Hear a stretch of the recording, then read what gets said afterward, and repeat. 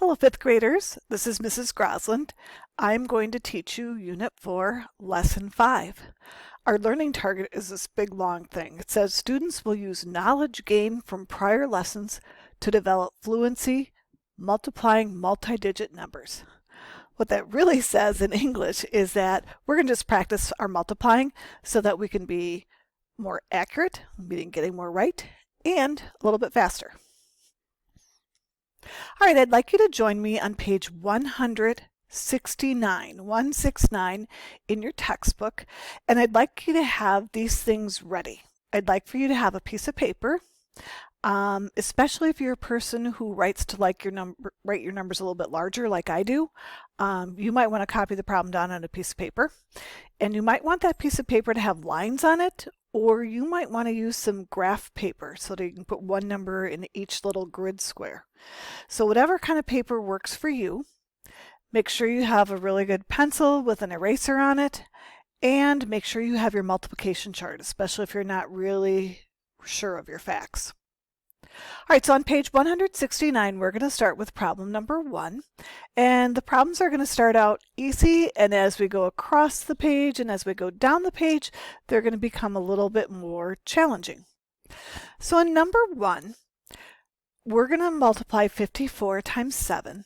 And you remember that we start with the ones. Oh, my smartboard's off. And then we multiply by the tens. All right, so we're going to start with those ones and then switch over to the tens. So first thing, we're going to multiply the ones times the ones. 7 times 4 is 28. I put my 8 down here in the ones, and then the 20 is really 2 tens. I'm going to put that up here with the tens, and I'm going to add those tens on later on. Then I'm going to multiply the 7 times the 5. 7 times 5? 35. I know you said that. 35 plus 2 is 37. So my answer there is 378. Now I just showed you the traditional way. Some of you I know have been multiplying using the box method. It is possible to do this with the box method, but to me it's a little bit, when you have one digit, it just seems a little silly. But I'll show you what that would look like. So you'd put your 50 plus your 4 here, and then you put your 7 here and here. 50 times 7, remember 5 times 7 is 35. Add your 1 0.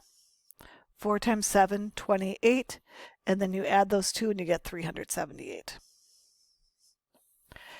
Take a look at number 2. I like number 2 because it has a 0 in the middle, and there's a special trick you can do when there's a 0 in the middle and you're multiplying. I'm going to show you how I would do it the traditional way, and then I'll show you the magic trick way. All right, 6 times 8, what is that? Hoping you said 48. The 8 goes down. The 4 comes up here. Now I'm going to multiply by the tens. 6 times 0 is 0, plus 4 is 4. Now I'm going to multiply by those hundreds. Again, working my way from right to left. 6 times 5 is 30. Now we like to put commas in when we get large numbers. It just makes them easier to read and easier to understand. So every 3 numbers, we're going to put a comma in, starting over on the end. So 1, 2, 3, my comma goes there. My answer is 3048. Now, let me show you. I'm going to write my answer off to the side here. And I'm going to show you the shorter way. When you have a 0 in the middle, did you notice that there was a 4 up here and then you just had a 4 down there? It was the same number here and here. That's because you were multiplying by a 0. When you have a 0 like that, you can just do this. 6 times 8, 48. And then go right on to this number. 6 times 5, 30. Same answer here, same answer there. All right, I'm going to have you try a problem like that. On your piece of paper, copy this problem and see if you can try it with the 0 in there. Try it the magic trick way.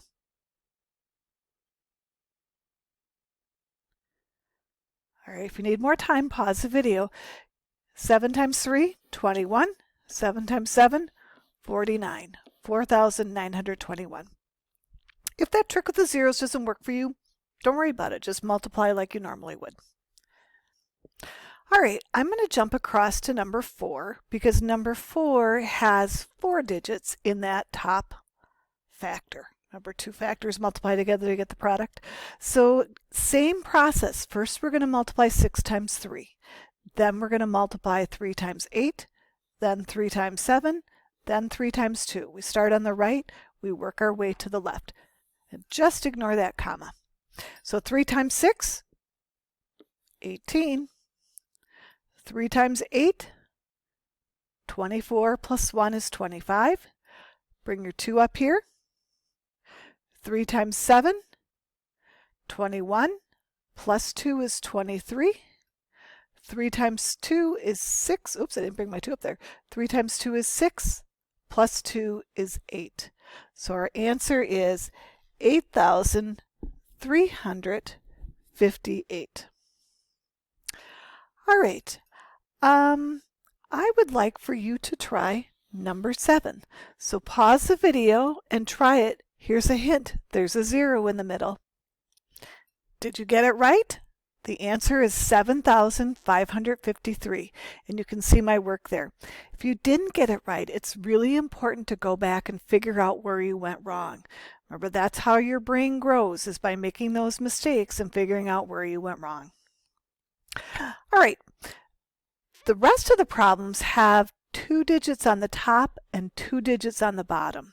And I'm going to start with number 11 because it's got these zeros. And I think those are actually a little bit easier than all the other ones. I'm going to show you how to do it the traditional way, and then I'm going to show you a shortcut way because of the zeros. All right, so traditional way, we're going to multiply by the ones first. First, I'm going to multiply 0 times 0.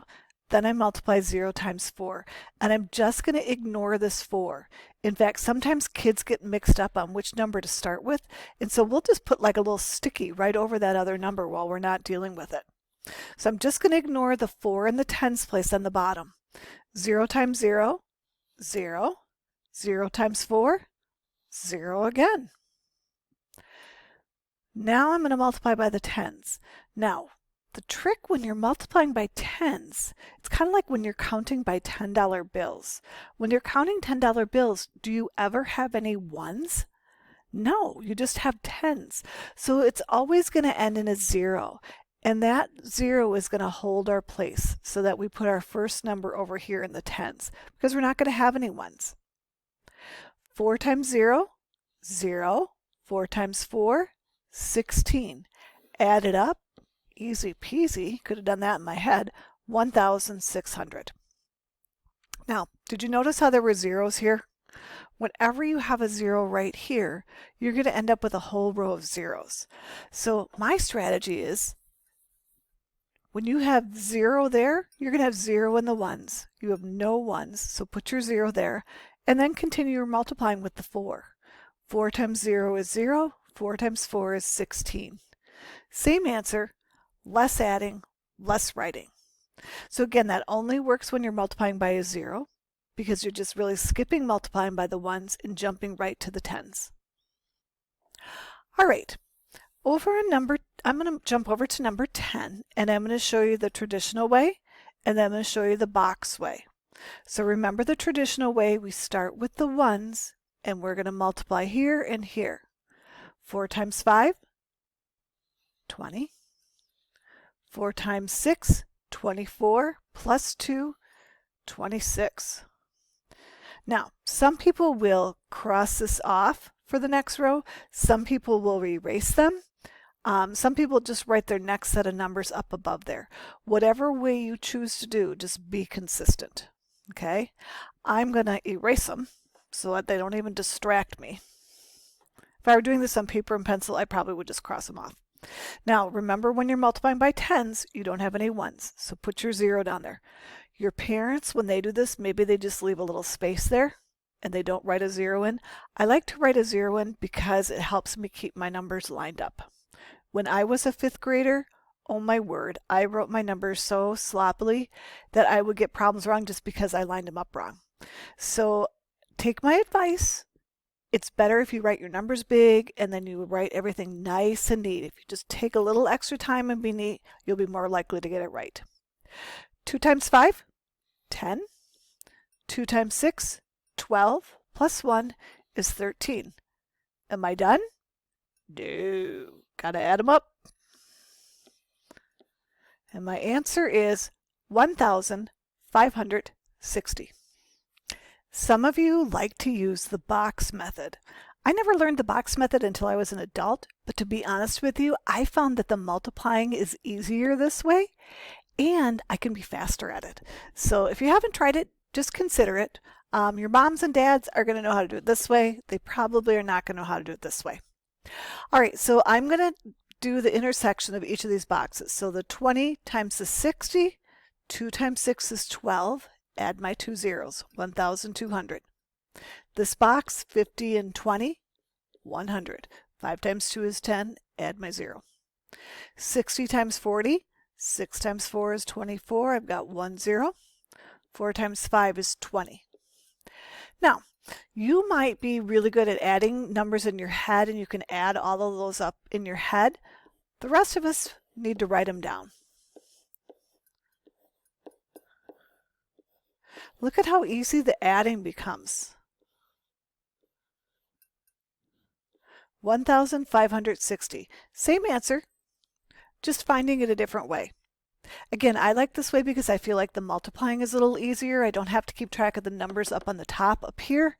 And then when I get all done, the adding is a little bit easier. In fact, a lot of times will add the numbers in the boxes in my head, or at least some of them in my head. All right, I would like for you to try number 12 right over here. If you need more space, do it on a separate piece of paper. If you're doing it the box way, you're probably going to want to do it on another piece of paper.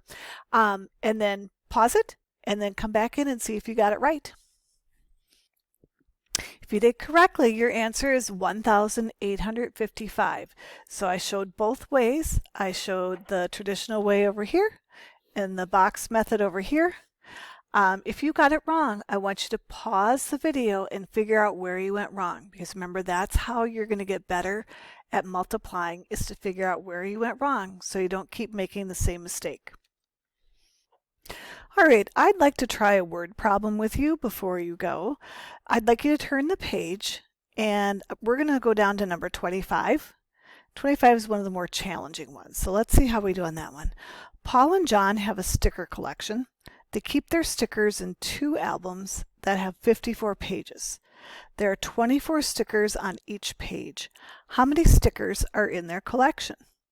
Well, did you notice that there are 3 numbers in this problem? So here's what we do. First, let's figure out how many pages they have. So there's 2 albums, there's 54 pages. So we could do 54 plus 54, or 54 times 2. And it's 108 pages. Maybe you did that in your head. Now, there's 24 stickers on each of those 108 pages. So it's like we have 108 24s. So 108 times 24 is my problem. Now I'm going to show you this the traditional way, and then I'm going to show you the box way. Did you notice that there's a 0 in the middle? That's going to make it a little bit easier. Here we go. 4 times 8. 32. Now I'm going to do the 4 times 1, 4. Don't forget your 0. Now I'm going to multiply by the 2 tens. 2 times 8, 16. Bring my 1 over here. 2 times 1 is 2. Add it up. 2, 5, 9, 2. I should have started over on this side, I know. 2,592. Here's the box way. 100 times 20. 2 with 3 zeros. 1, 2, 3. 20 times 8, 160. 4 times 100, 40. 4 times 8, 32. Now, some people will add those in their head. Some people line them up like this. 2, 9, 5, 2. 2,592 stickers. Same answer as I got over here. Okay, I learned this method as an adult. I think it's quicker for me, but do whatever method works for you and whatever you feel comfortable with. So that's all the problems we're going to do. Good luck on your homework. If you need help, see if you can Zoom with your teacher. Ask a mom or a dad or a neighbor or brother or sister. Good luck to you.